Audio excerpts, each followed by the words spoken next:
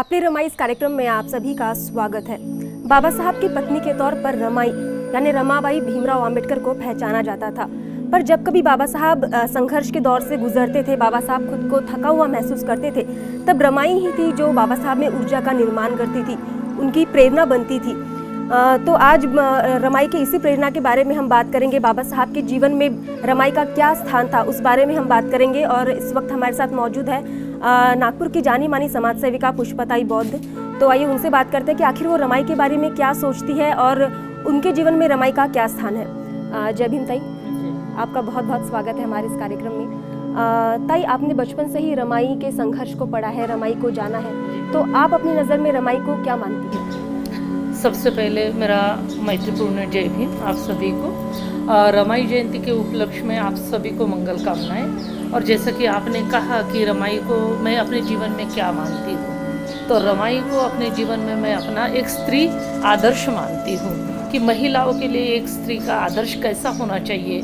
तो रमाई को देखते हुए उनकी सौम्यता, उनकी सभ्यता, उनकी आचार विचार, उनका एक रहन-मान, उनका एक व्यक्तित्व, ये एक हर एक महिला के लिए एक आदर्श है।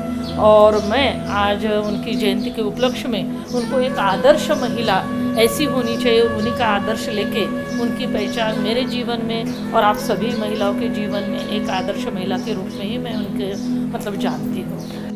रमाई के जीवन में काफ़ी उतार चढ़ाव थे, काफ़ी संघर्ष में था उनका जीवन। तो आप रमाई के उस संघर्ष से कैसी प्रेरणा लेती है? मतलब आपकी नज़र में आप क्या मानती है रमाई को?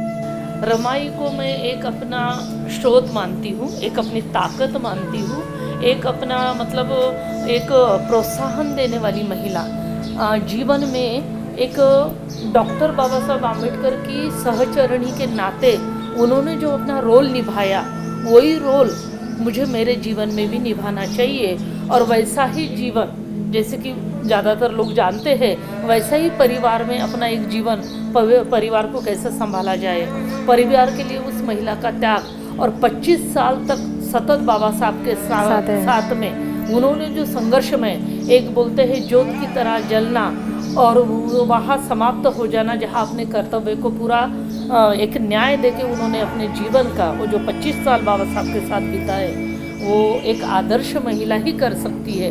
तो मेरे जीवन में उनका बहुत बड़ा एक मूल्यवान एक मेरे लाइफ में एक सावित्री और एक रमाई, ये दोनों महिलाएं मेरे जीवन में, और दोनों के लिए मेरे को बहुत काम करने का मौका मिला। दोनों के लाइफ को बताते बताते मुझे उस जीवन, उनके संघर्ष को बताते हुए, सुनते हुए, पढ़ते हुए मुझे खुद को भी एक महिला के नाते कैसा अपना जीवन होना चाहिए, ये जीने का मौका मिला, ऐसा मुझे लगता है। तो आप क्या मानती है कि अगर रमाई बाबा साहब के जीवन में नहीं होती तो क्या बाबा साहब इतना कुछ कर पाते? क्योंकि कहते हैं कि महिला से ही, घर की महिला से ही जो हमारे आसपास मानसिक शांति जो है वो आती है और उससे घर का पुरुष काफ़ी प्रगति कर पाता है। तो ये जो बात है कितनी सच साबित होती है बाबा साहब के जीवन में? सच नहीं, वो हो चुकी है। उस समय सभी को पता है था। आज भी पता है।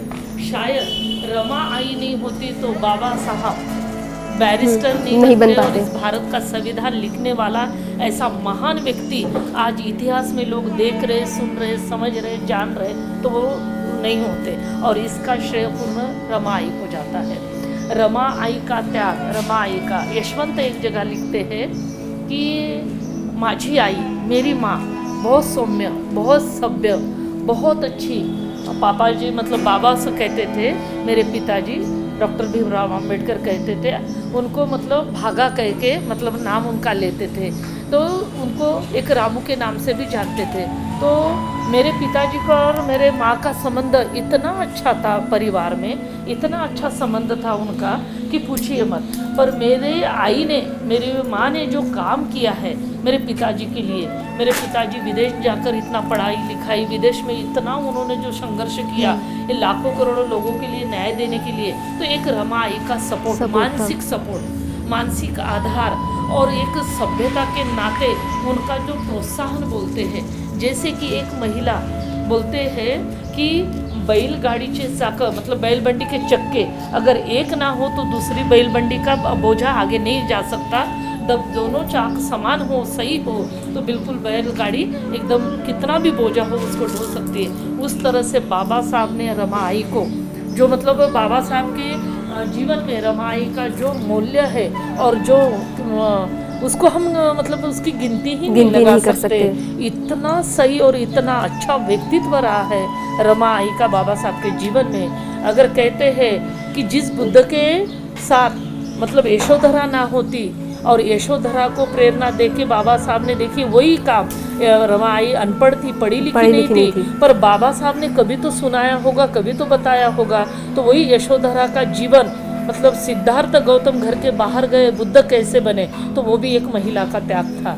उसी को दूसरा रूप हम बोधिसत्व जिनको कहते हैं, डॉक्टर भीमराव आम्बेडकर को, उनकी पत्नी का भी जीवन देखिए। तो ये जो महान लोग बने हैं तो ये अपनी सहचरणी के कारण ही बने हैं, ऐसा मुझे लगता है। स्त्री का रोल आज की स्त्री ने तो वो समझ जाना चाहिए कि स्त्री हो तो इस तरह की हो, तो निश्चित ही विश्व में क्या सारे जग में वो स्त्री अगर सही है तो उसके सहचर का नाम ये आज हमको दिख रहा है। तो डॉक्टर भीमराव रामजी आम्बेडकर जी का जो नाम है तो वो रमाबाई के त्याग के कारण ही आज पहचाना जा सका है। और जब ऐसा होता है तो मुझे भी लगता है कि मेरे को भी मैं सपोर्ट करूँगी मेरे पति को, या मैं अच्छा रहूँगी तो मेरे पति को भी लोग जानेंगे, समझेंगे। तो इस तरह से मुझे लगता है कि प्रेरणा तो रमाई से ये मिलती है, ताकत मिलती है। आपने अभी आज की महिलाओं का जिक्र किया, तो जब हम आज की महिलाओं का जिक्र करते हैं तो क्या लगता है अगर रमाबाई के संघर्ष को हम आधुनिक महिलाओं के संघर्ष से अगर जोड़ के देखते हैं तो महिलाएं क्या समझ पाई है रमाई के संघर्ष को और कितना जोड़ पाई है? क्योंकि कहते हैं सहनशीलता आज के महिलाओं में ना के बराबर है और वही जो है शक्ति थी रमाई की। तो क्या कहेंगे इस बारे में? बहुत अच्छा सवाल है, क्योंकि रमाई को मतलब आज की आधुनिक महिला उस तरह से नहीं समझती, बिल्कुल भी नहीं। क्योंकि अभी मैं खुद काम करती हूँ, आपको भी पता है, इतनी सौम्यता तो आज की महिलाओं में है नहीं, त्याग की भावना तो बिल्कुल भी नहीं है। और त्याग की भावना नहीं, और समाज कार्य में कैसा सपोर्ट होना चाहिए इसकी भी भावना नहीं है। तो क्या आज की आधुनिक महिला रमाई को, उस समय तो वो बेचारी गौरी थापती थी और गौरी थाप के अपना जैसे भी है घर का जीवन व्यापन करना या घर के लोगों को सपोर्ट करना। पर आज की महिलाएं के पास में अगर रमाबाई ने त्याग नहीं किया होता और बाबा साहब ने संवैधानिक अधिकार नहीं दिए होते तो आज रमाबाई या आधुनिक महिलाओं के लिए इतना सुविधा है या इतना जो सुखी जीवन है वो प्राप्त वो नहीं मिलता आधुनिक महिलाओं को। ये उन्हीं की देन है कि उन्हीं के कारण आज हमको इतनी अच्छाइयाँ मिली है, पर आज की महिलाएं उसको नहीं समझती। अगर रमाबाई ने वो काम किया तो एक प्रकार का वो गौरी थापना यानी बिजनेस ही है।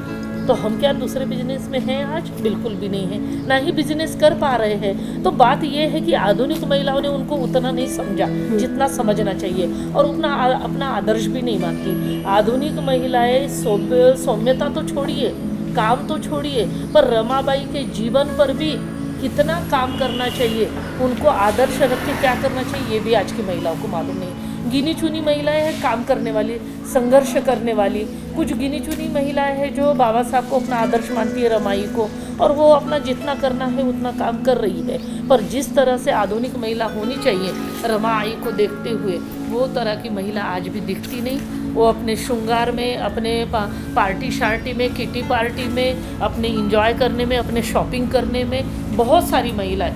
मेरे को तो लगता है रमाई के जयंती के उपलक्ष्य में, जैसे कल दीक्षा भूमि पे इतना भव्य परिषद था महिलाओं का रमाई के जयंती के उपलक्ष्य में, तो वो आधुनिक महिला की हम बात करना चाहें तो वहाँ कौन सी महिलाएं थी जो विहार में जाती है, जो विहार के संपर्क में थोड़ा बहुत रहती है, परित्राण पाठ में जाती है, भिक्षुओं के संपर्क में रहती है, वही महिलाएं।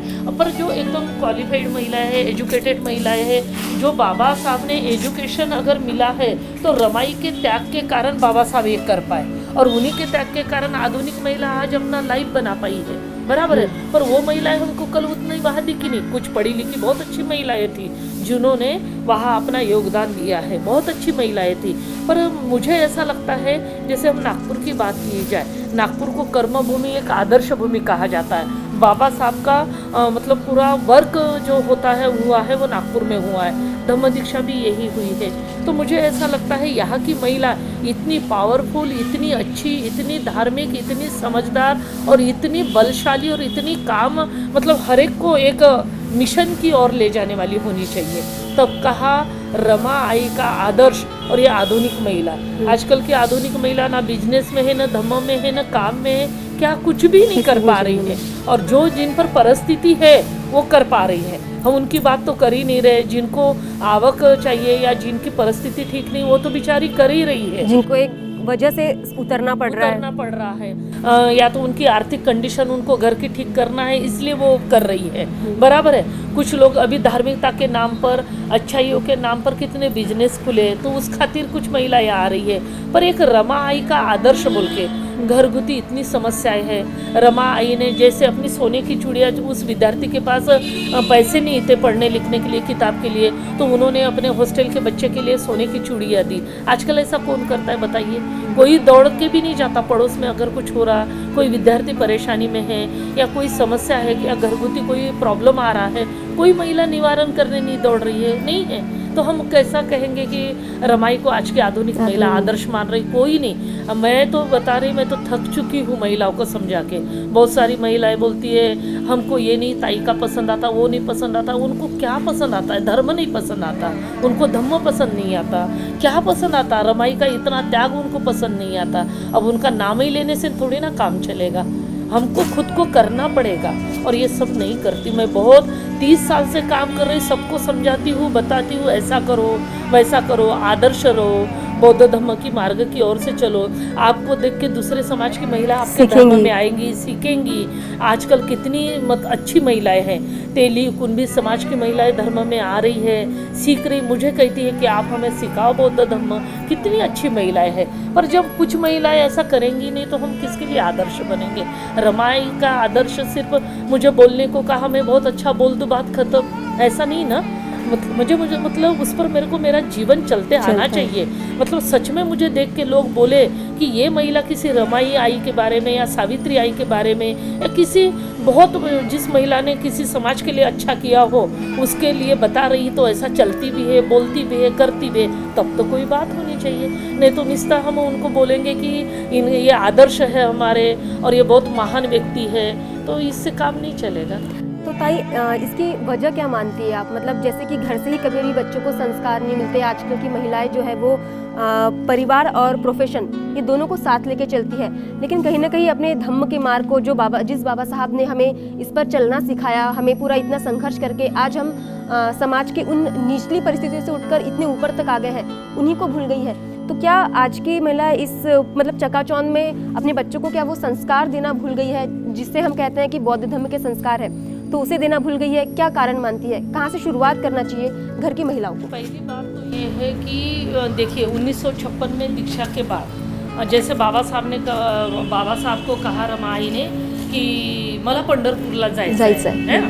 बाबा साहब ने कहा कि अगर रमा मी तुला पंढरपूर काय, मी तुझ्यासाठी नवीनच पंढरपूर निर्माण करें। तो जैसे कि ये दीक्षाभूमि पंढरपूर है ना, तो बाबा साहब जैसे कहते हैं कि हर एक रविवार को परिवार के साथ बुद्ध विहार में जाना चाहिए, है ना। आपने जैसे बच्चों को संस्कारों की बात कही, तो हर एक रविवार को, तो ये ऐसा नागपुर में तो हो ही नहीं रहा है। अब नागपुर की बात नहीं तो और कहीं भी नहीं हो रहा है।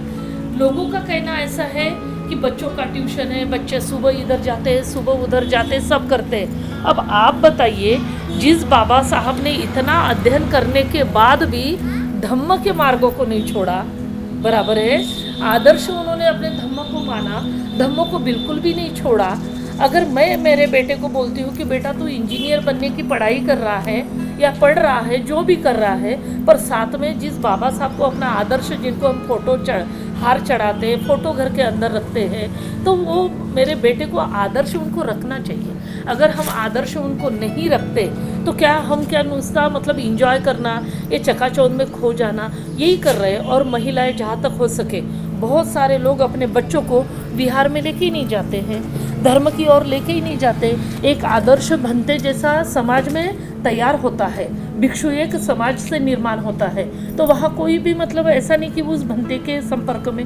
कुछ लोग हैं गर्मी की छुट्टियों में अपने बच्चों को मतलब थोड़ा बहुत ट्रेनिंग के लिए भेजते हैं, पर कुछ है ऐसा नहीं कर रहे हैं। और ज़्यादातर आज देखिए कितने सालों से मैं नागपुर में काम कर रही, नागपुर के बाहर पूरे भारत भर काम कर रही हूँ, पर देखिए ना बच्चों को ये पढ़ाओ, अभी भी पंचांग प्रणाम बरोबर नहीं, अभी भी उनको वंदनाएं नहीं पाठ आती। तो इसमें यही है कि ये मोबाइल की दुनिया या आधुनिक दुनिया में इतने खो गए, पर धर्म को पकड़ के नहीं चल। मतलब एक्स्ट्रा एक्टिविटीज हम ज़्यादा करते हैं, ज़्यादा बच्चों करते को डांसिंग क्लास, ये क्लास, वो क्लास लगा दो, पर धम्म के हाँ। ये क्लास कितने, मैं अभी कितने जगह पूछती हूँ आपका बच्चा क्या करता है, तो ये क्लास करता है, वो क्लास करता है, और जहाँ धर्म की बात होती है तो बोलता है इसको नहीं आते हैं। पंचशील भी बोलो तो ये कमी है।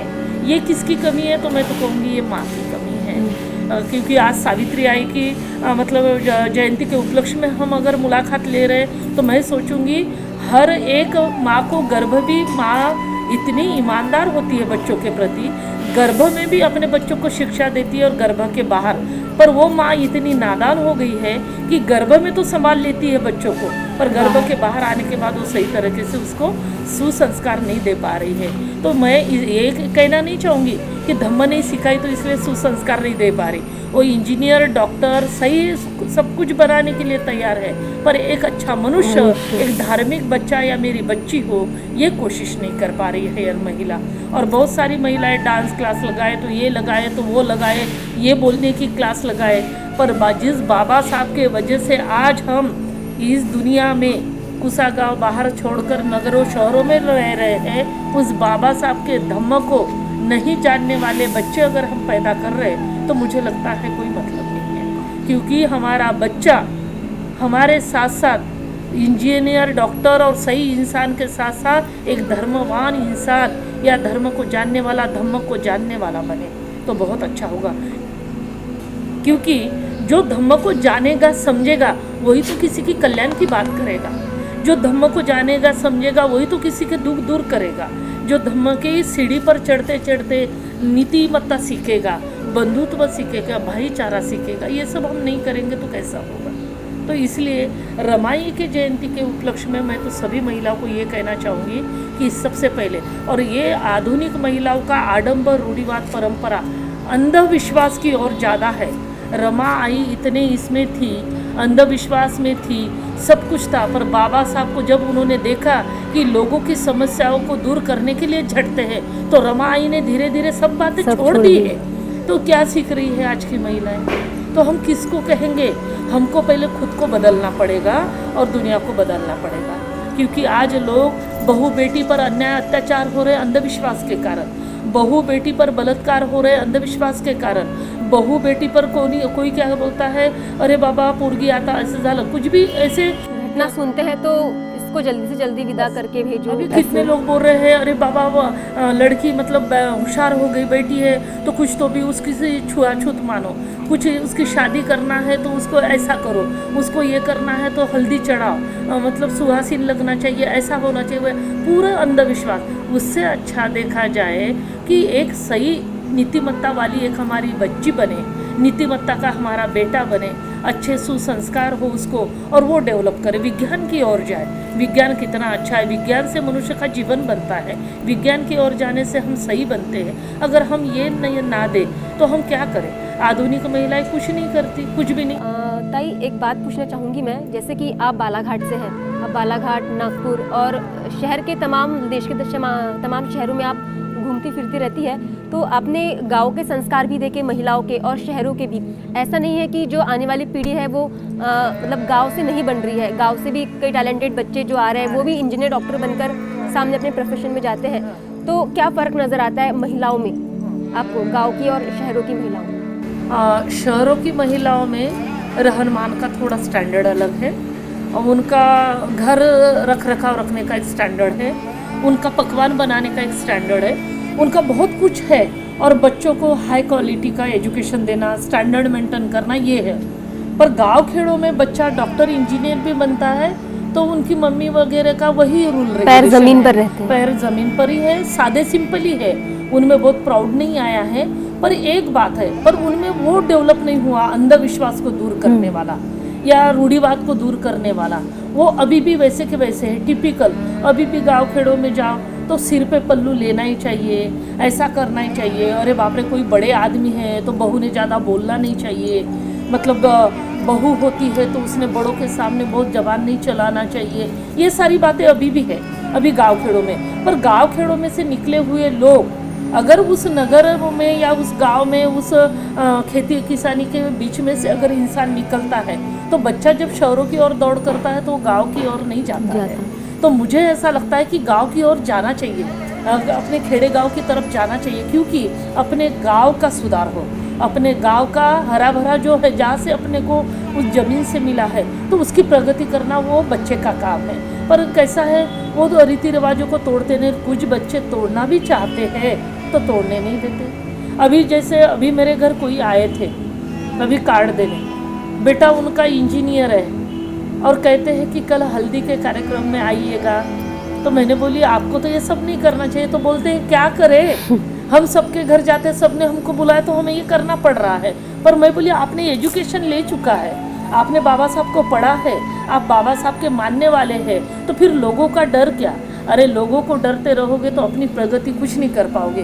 बाबा साहब लोगों को डरते, रमा आई लोगों को डरती, सब करती, तो दुनिया में ये आदर्श लोगों का नाम लेके आज हम अपना इतिहास नहीं बताते, बराबर है। तो हम डर डर डर और गलत चीज़ों का डर, सही बातों का डर हो, हम कोई गलत काम कर रहे उसके लिए डरे तो लगता है। तो वो नगर की बात हो कि शहरों की, शहरों में बड़ी बिल्डिंग है, क्लीन है, पॉश है, नीट है, वहाँ हरियाली है, एक खेती किसानी वाले लोग हैं, पर अपना रहने का जो तरीका है डेवलप है। जैसे अभी मैं उधर से आई, अभी भी सोच नहीं बदली है, अभी भी मतलब कैसा महिलाओं को उतना सम्मान अभी भी नहीं है, क्योंकि अभी भी महिलाओं को अगर कोई आदमी रहा तो वो ऐसा पल्लू लेगी, ऐसा थोड़ा सा तिरछी चलती है, 4 आदमी अगर बैठे हो तो, और जब वो पानी लेके आएगी ट्रे में तो ऐसा नीचे मुंडी, शादीशुदा भी महिला आज भी गांव खेड़ों में थोड़ा सा नीचे मुंडी डाल के पैर, जोर से चलना नहीं, बोलना नहीं, कुछ नहीं करना। तो गांव खेड़े की स्थिति आज भी बदली नहीं है,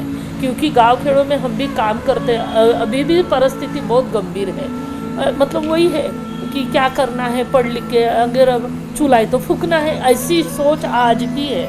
मैं अभी तो जाके आई हूँ, आज भी वैसी सोच है।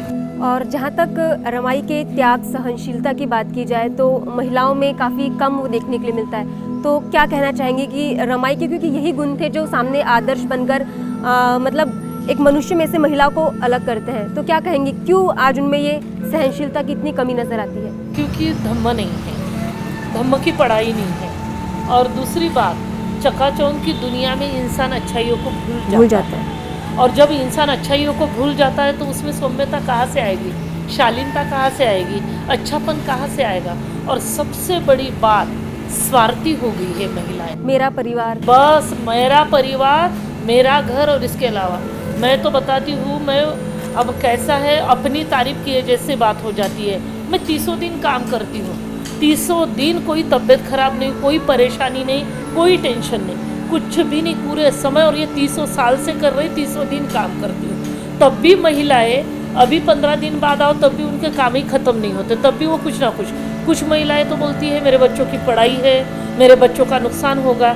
अरे जिस बाबा साहब ने तुमको पढ़ाई के मार्ग पे लाया है वो बच्चा, मतलब वो तुम कर रहे हो तो वो बाबा साहब के मिशन को भूल रहा है ना, बाबा साहब के रमाई के त्याग को भूल रहा है ना, तो उसका कैसे होगा? तो बच्चे कैसे, बच्चे भी बोल रहे। तो आज की महिलाओं में वो मतलब वो त्याग की भावना नहीं है। मतलब रमाई को पढ़ना कम हो गया है, बाबा साहब को पढ़ना कम हो गया है, आचरण की बहुत कमी है, मानना ही नहीं है। मैं सही बता रही हूँ, आज भी ब्राह्मणों की महिला, कल हमने कार्यक्रम में बताया कि जिनको देवदासी कहा जाता है ऐसी महिलाएं वो कार्यक्रम में, अरे मतलब जिनके ऊपर बलात्कार होता था, जिन पर अन्याय अत्याचार होते थे, जिन पर कुछ बहुत कुछ ऐसा ये होता था, उनको महिलाओं को बोले कि जाओ तुम मंदिर में जाके रहो, और मंदिर में जाके रहेंगे, और जो मंदिर में जाके अपना वहाँ मिलना था प्रसाद, ये वो कोई लोग दान पुण्य करते थे, उससे अपना जीवन व्यापन करती थी, और भगवान के भरोसे मंदिर पे रहने वालों को देवदासी कहा जाता था, बराबर है। तो हमको ऐसी तो कंडीशन अभी नहीं है। अभी तो ये रमाबाई ने अबकड़ सीख के बाबा साहब से इतना बड़ा 20,000 महिलाओं का सम्मेलन लिया, और वो महिला ने महिलाओं को कैसे जीना चाहिए बताया। अगं तुम्ही माणसांना भिवू नका, दारू पिऊन आला तर त्याची तक्रार करा, सगळं करा। आजकल तो मंच पे चढ़ने वाले कार्यकर्ता जो शराब पी के खड़े रहते हैं, तो वो महिला सौम्य रमाबाई की अगर वो विचारों को लेके चलेगी, वो सौम्यता लाएगी, वो शालीनता लाएगी, वो त्याग लाएगा, तो तब कहाँ वो लोग ऐसा संघर्ष कर पाएंगी। पर ये रमाबाई के बारे में बस कहीं कार्यक्रम है, कोई फंक्शन है, उसमें बस अपनी वहाँ प्रेजेंट ही लगाते हैं, पर जो त्याग की भावना है या जो कुछ करना है वो सारी चीज़ें नहीं है महिला। यानी कह सकते हैं कि समाज को दिखाने के लिए हम बाबा साहब की तरफ से चलते हैं, लेकिन वैचारिक दृष्टि से काफ़ी दूर है। नहीं, वैचारिक दृष्टि से बिल्कुल नहीं है। समस्याएं बहुत है, इतनी समस्याएं हैं। आज लड़कियों के साथ कितना ये हो रहा, छोटी उम्र नहीं हो गई। बाबा साहब कहते हैं कि 18 साल की लड़की 25 साल का लड़का बराबर है। बाबा साहब ने क्यों लड़की को छोटा, क्योंकि लड़की में इतना तेज तर्रार दिमाग होता है कि इतने बड़े उम्र के पति को संभाल सकती है। और रमाबाई छोटी होने के कारण बाबा साहब ने उन्हीं से सीखा कि छोटी होने के कारण इतने अच्छे से संभाल पाई मेरे बच्चों को, मेरे घर को और मुझे। देखिए सोचो, इसलिए बाबा साहब ने महिलाओं के लिए। पर आज कैसा हो गया, आज की महिलाएं क्या हो गई, बस हो गया मेरे बेटी की शादी जल्दी से जल्द कर रहा है, उसका एजुकेशन नहीं, उसकी पढ़ाई नहीं, उसको धम्म संस्कार नहीं, कुछ भी नहीं, बस उसकी जल्दी से शादी होनी चाहिए। और शादी करने के लिए बस अच्छा सा लड़का होना चाहिए, और अच्छा सा लड़का ढूंढ के बस बेटी की शादी कर दो, खत्म। बस यहाँ तक है। और गाठ जोड़ा बांधू द्या, तुरा बांधू द्या, हड़द लाऊ द्या, और ये करने दो, वो करने दो, बस इसके अलावा और कुछ नहीं है। रमा आई ने इतना त्याग किया, आज हम इतने अच्छे कपड़े पहन रहे हैं, इतनी अच्छी सोच रख रहे हैं। हमारे ही अपने समाज के लोग रमा आई को छोड़ के दूसरों की नकल मार रहे हैं, हीरोइन जैसा दिखना पसंद करते हैं। जैसे कहा, वो सौम्यता, वो शालीनता, एक हीरोइन जैसा थटना नटना पसंद करते हैं। पर रमाबाई जैसा सभ्यता का जीवन जीना कोई पसंद नहीं करता। पर इसका मतलब हम ये नहीं कह रहे, या आप ऐसा नहीं कह रहे कि रमाई जैसा ही लुगड़ा पहनो, हाँ। सिर पे पल्लू लो, कहने का मतलब वो नहीं। पर शालीनता तब भी काम में आती थी, सौम्यता तब भी काम में आती थी, और आज भी ये सब काम में आएगा। बराबर, अपनी अच्छाइयों को मतलब दर्शाते बताते हुए, एक आदर्श रखते हुए, एक रमा आई के जयंती पर हमको ये संकल्प लेना चाहिए कि मेरी रमा आई कैसी थी। आज बच्चियों की शादी करना जाए, मामकुड़ देखा जाता है माँ को, क्योंकि किस खानदान से थी, अच्छे घराने से थी, उसकी माँ की पहचान होती है, और माँ की पहचान से बेटी की पहचान होती है। तो रमा आई को कैसे होगी बताइए। तो उसकी सोच हम रखेंगे तो कितना अच्छा होगा। पर ऐसा कुछ नहीं करते लोग, ऐसा करते नहीं, सुनते नहीं, समझते नहीं, मतलब उस बातों को अपने आचरण में लाते नहीं। हर एक के घर में रमाई बन सकती है, आधुनिक रमाई बन सकती है। आधुनिक रमाई मतलब सिर पे पल्लू ना लेके कमर पे पल्लू खोज के, आज स्वाभिमान वही रहे, वही स्वाभिमान, कमर पे पल्लू खोज के, या जींस भी पहने, टॉप भी पहने, पर चले तो सही, पर वो काम तो करे। पर ये काम कोई नहीं कर रहा है, कोई भी नहीं कर रहा है। ताई, और एक बात पूछना चाहूँगी, जब बाबा साहब के बेटे का निधन हो गया था, उस समय कहते हैं कि एक माँ के तौर पर रमाई तो काफ़ी दुखी थी, पर बाबा साहब बहुत ही विवश हो गए थे, खुद को एक कमरे में उन्होंने बंद कर लिया था। उस समय रमाई थी जिन्होंने बाबा साहब को कहा था कि हमारे बच्चे तो नहीं रहे, लेकिन समाज के जो और बच्चे हैं उनके लिए हमें कुछ करना चाहिए। तो उस वाक़ये पे आप, क्योंकि आप बाबा साहब को बहुत पढ़ती है, तो उस वाक़ये पे थोड़ा सा प्रकाश डालेंगे। बाबा साहब ने जब, क्योंकि राज रतन खत्म हो गया था, राज रतन खत्म हो गए थे, तो बाबा साहब के पास 1 रुपया भी नहीं था। मतलब वो कपड़ा खरीदने के लिए, नया कपड़ा, तो रमा आई कहती है कि बाबा साहब आप घबराओ मत, मैं हूँ ना, मैं हूँ। बोलते ही साथ रमा आई ने अपने पल्लू का कपड़ा ये किया और राज रत्न के आंख पर ओढ़ाया गया। ओढ़ाने के बाद बाबा साहब को बहुत सारे दुख थे कि मैं इतने साल हो गया, मतलब समाज के लिए झट रहा हूँ, कर रहा हूँ, मैं अपने बच्चों पर ध्यान नहीं दे पाया। ये रमाई है जिसने सबको संभाला, मेरे को भी संभाला, और इतना दुख हुआ बाबा साहब को। तब रमाई बोलती है की बाबा साहेब कशाला घाबरता तुम्ही, अरे आपले लेकरं नाही आहे, पण हे जगातले जेवढे हे समाज आहे, ह्या समाजामध्ये जेवढं तुम्ही केलं, आज ते आपल्यासाठी आपले लेकरं आहेत। वही बात सावित्रीबाई ने भी कही थी, वही बात सावित्री आई ने भी महात्मा फुले जी को कहा था कि अपना बच्चा खुद का नहीं है तो क्या हो गया, पर यशवंत तो है अपना, उनको डॉक्टर बना के उन्होंने उनकी आई बन के दिखा दिया। वैसे रमा आई लाखों करोड़ों की माँ बनी है, और जब लाखों करोड़ों की माँ बनी तो ये हमारा स्वाभिमान है। आज ये लाखों करोड़ों लोग उस रमा आई को रमा आई के नाम से जानते हैं, पर बाबा साहब कहते हैं कि तब रमा आई ने कहा था कि बाबा साहेब राजरत्न फार बीमार आहे, तुम्ही या, तब बाबासाहेब कहते हैं, रमा आई म्हणून तू तरी राजरत्नाजवळ आई म्हणून आहेस. मी लाखो करोडोच्या मेंदूच्या बिमारीचा इलाज करण्यासाठी मी विदेशात आहे. तर रमा आईला तो बाबासाहेब को वो शब्दों का ज़्यादा दुःख हुआ. तर बाबासाहेब कहते हैं की मला फार म्हणजे दुःख झालं की रमानी मला प्रत्येक वेळेला निरोप दिला, प्रत्येक वेळेला तिने मला बोलावलं की हे, पण मी माझ्या लेकरांकडे लक्ष देऊ शकलो नाही. आज माझ्या रमाच्या झोडीमध्ये एकही लेकरू नाही. यशवंत होता तो तोही पांगड़ा होता, मतलब वो भी मतलब एक अपंग जैसे था. तो रमा आई को मतलब ये दुख नहीं था कि मेरे बच्चे नहीं रहे. बाबा साहब को ये दुख नहीं था, पर बाबा साहब को ऐसा लगता था मैंने और रमा आई ने पूरा जीवन इस समाज के लिए दिया है, पता नहीं आगे चल के ये समाज क्या करेंगे. इसलिए बाबा साहब कहते हैं कि हाँ, ये धम्म का गाड़ा मैंने यहाँ तक लाया हूँ, हो सके तो इसको आगे बढ़ाना, पर इसको पीछे मत ले जाना. पर आजकल का ये चकाचौंध का माहौल देख के लोग सुनते नहीं हैं, समझते हैं गंडा, ताबीज, धागे, दौरे, अंधविश्वास, दुनिया, आडंबर ये सब में पड़े हैं. कभी भला नहीं हो सकता, कभी भी भला नहीं हो सकता, क्योंकि आज हमको बाबा साहब के ये संवैधानिक अधिकार और ये बाबा साहब की पढ़ाई विद्वत्ता, इसको अगर सामने रखकर अगर हम अपना जीवन, ये कोई भी जो भी सुन रहा होगा, हर कोई अपने लाइफ में अगर महामानवों को याद रखते हैं, महामानव की बातें सुनते हैं, उनको सुनकर पढ़कर उनके दिमाग को आगे बढ़ाकर अगर काम करना चाहते हैं, तो निश्चित ही आने वाले समय में, जैसे बाबा साहब दुखी होने का कारण यही था की बाबा साहब कहते हैं की माझ्या लेकराच्या औषधीसाठी माझ्याजवळ 1 रुपया नव्हता. ये बहुत बड़ी बात है. बाबा साहब 1 रुपया नव्हता माझ्याजवळ, तो बाबा साहब को कैसा लगता होगा. सोचो, जो व्यक्ति मतलब इतने महान, इतने उनका व्यक्तित्व इतना बड़ा, पर उनके पास समय आने पर मतलब 1 रुपया नहीं था. तो सोचिए उनके लिए दवा के लिए, आज हमको थोड़ा सर्दी खांसी नहीं होती तो हम फट से हॉस्पिटल जाते हैं, कुछ भी हो जाए तो बाबा साहब ने इतनी सारी ये सारी कायनात हमारे सामने ला के रख दी एकमात्र रमाई के भरोसे पे, ऐसा हम कहेंगे. क्योंकि अगर घर का सपोर्ट ना हो तो आदमी कुछ नहीं कर सकता है. ये बाकी के सुन रहे आदमी लोग भी समझे कि महिलाओं का बहुत बड़ा योगदान होता है पुरुषों के लिए, बहुत बड़ा, क्योंकि एक महिला कंप्यूटर से कहीं गुना ज़्यादा फास्ट चलती है. अमेरिका ने बाद में शोध लगाया, इतना फास्ट चलती है क्योंकि आदमी एक समय पेपर पढ़ते रहेगा तो बैठे बैठे बोलेगा मेरे सॉक्स कहाँ है, मेरे जूते कहाँ है, मेरा पेन कहाँ है, मेरा कपड़े कहाँ है, ये कहाँ है, पानी रखे क्या.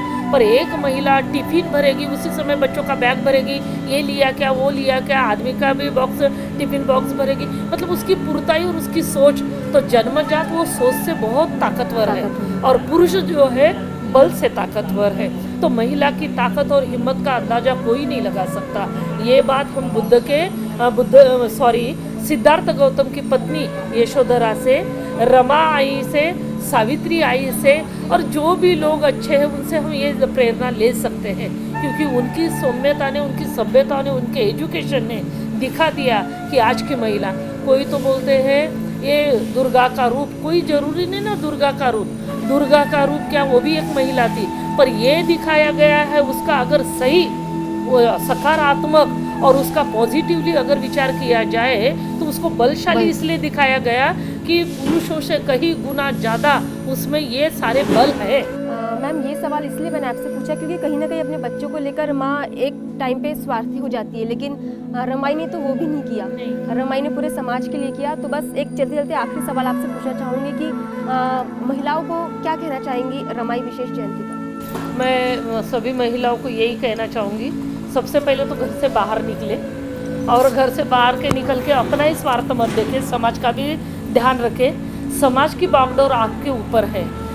महिलाओं में इतनी ताकत है, इतना टैलेंट है, इतनी समझदार है, इतनी अच्छी है, और मैं बहुत बार देखती हूँ, और मैं महिलाओं की बहुत बड़ी हितैषी हूँ. मेरे पास तो कितनी ये 30 साल में कितनी महिलाएं आई, सीखी, गई, बहुत सारी, पर महिलाओं की एक कमजोरी है, वो जल्दी से किसी की बातों में आ जाती है, खुद का निर्णय नहीं ले पाती. उसको जैसे किसी ने डामाडोल कर दिया, उसको जैसे किसी ने डावलना चाहा तो वो ये खुद की बुद्धि पर उन्हें, हाँ, तो वो खुद की प्रज्ञा पर तटस्थ नहीं रह पाती. तो मेरा एक ही निवेदन है, रमा आई को बहुत लोग बोलते थे कि बाबा साहब इतने बड़े, तू तेरे को ये सब करने की जरूरत नहीं, पर रमा आई को अपनी परिस्थिति और अपना भान था कि मुझे क्या करना चाहिए. वही सावित्री को था, वही यशोधरा को था, कि वो मतलब घर छोड़ के जा रहा है, तू क्यों नहीं जाती उनके पीछे।